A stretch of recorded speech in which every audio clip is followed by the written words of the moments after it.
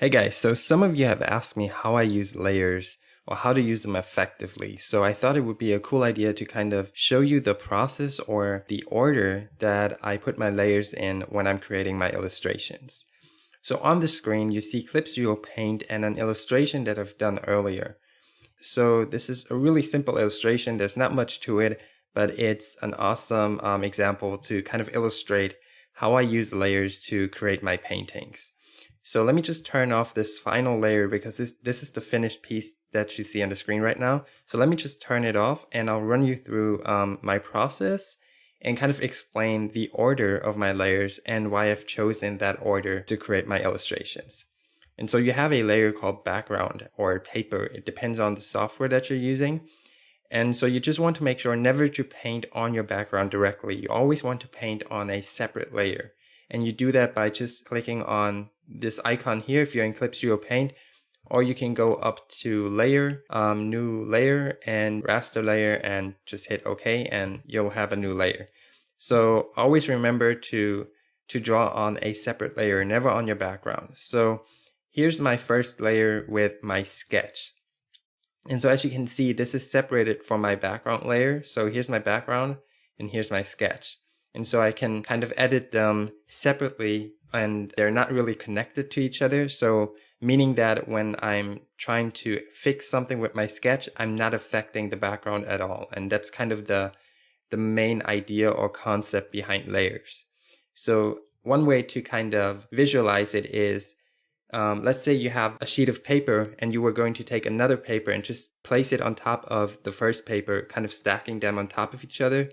That's kind of how layers work. So you're layering one sheet of paper on top of another. This is a really safe way to experiment and to draw because you're actually never messing up. So anyways, moving on, this is my first layer, my sketch layer. And what I've done next is I created a second layer, but this time below my sketch. And that's the layer called base colors.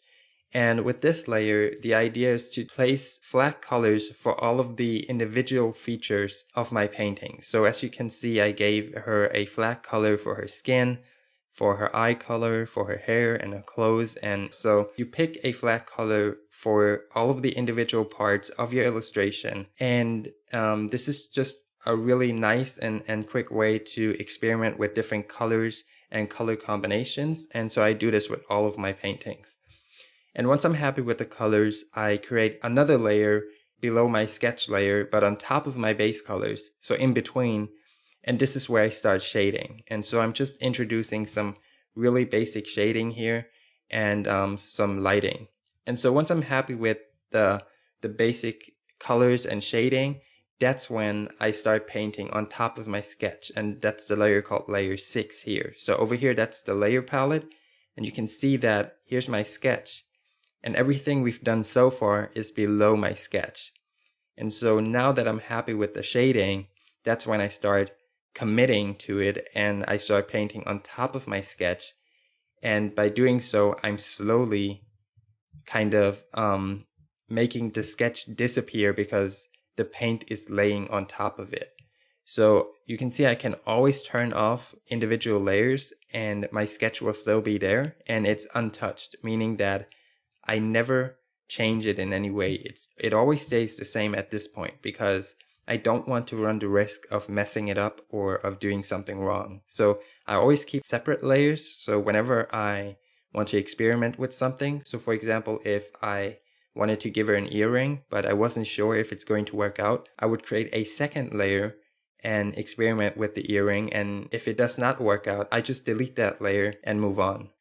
Many times when I'm drawing on paper, what happens is that I have an idea, so I want to add something to my drawing, but I'm afraid of messing up because once the drawing is messed up, you're basically screwed, right?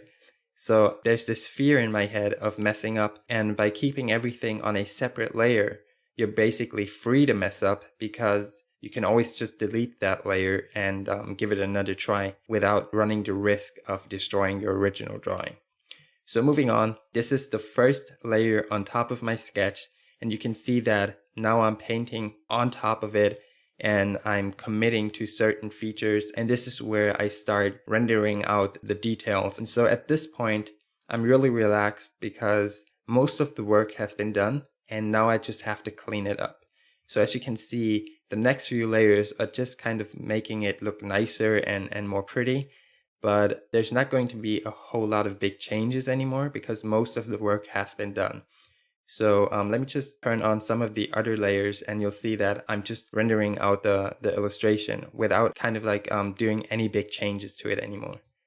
So here I'm just kind of fleshing it out, making it a little bit softer and nicer, and adding some more lighting. And this is my final layer, and the final layer is basically only tilting her eyes a little bit. And so the idea is to keep everything on a separate layer and to work in a non-destructive way. So you're never running the risk of destroying something, because whenever you're trying out something new, whenever you're playing with a new color, you keep it on a separate layer so you're not affecting any of the other layers. So for example, if I were to change something now, I would create a new layer and I could play around with the colors. So let's say I want to change the color of a shirt or so, and let's say I do not like the color. I actually didn't mess up anything because I can just turn this layer off and I'll be back to my previous stage where everything looked good. And so layers are really powerful, and I know they can be a little bit confusing if you're new to digital painting, but I would advise you guys just to check them out and to really understand how they work, because they're really not that difficult to understand. They're a really basic concept. You just have to imagine that you're kind of layering one paper on top of another, kind of like you're taking tracing paper and you're placing it on top of your drawing, and that's where you get to experiment and try out new things. So this is a really fun way and an easy way to create your illustrations. And I know that this is probably, to most of you, this is pretty obvious and you've known about layers already. But to the people out there who are new to digital painting, this is really helpful. And there's no single digital painting that I ever created without using layers. So I always use layers, and sometimes I have up to 100 layers. It always depends. And sometimes I only have 5. It really depends on the painting, and there's really no limit. Just because somebody else is using one layer for their painting doesn't mean you have to stick to one. You can use up to 200, 500, however many you need, and it also depends on your computer, of course. So some computers can't handle like 100 layers, but if your computer is strong enough, then yeah, feel free to use as many layers as you want to, and make your process as comfortable as possible. So I really don't care what other people do when they're painting. I only care about my own process. And if I feel like using 200 layers, then I'm going to do so. And if I feel like only using 5 layers, then that's fine as well. So don't get too focused on other people. Try to find your own workflow that works best for you. This is the one that I like. I like to keep everything separate from each other, because that way I'm not running the risk of destroying any parts of my illustration, and I can always go back. So this is a very relaxing process. There's no stress involved, no pressure, and I never have the fear of messing something up. So anyways, this kind of wraps it up. This was a rather short video, but I just wanted to give you a basic introduction to layers. And again, this works in any kind of app, any kind of software. So if you're using Photoshop, ProCreate, or Krita, or whatever is out there, layers work the same in any type of app. So just try to figure them out, and I'm pretty sure you'll love them. So anyways, guys, let me know in the comments below if you found this useful. If you liked the video, then please give it a thumbs up. If you haven't subscribed to my channel, then I would love it if you hit that subscribe button. And as always, guys, I love you with all my heart and soul. I hope to see you in my next video. Peace.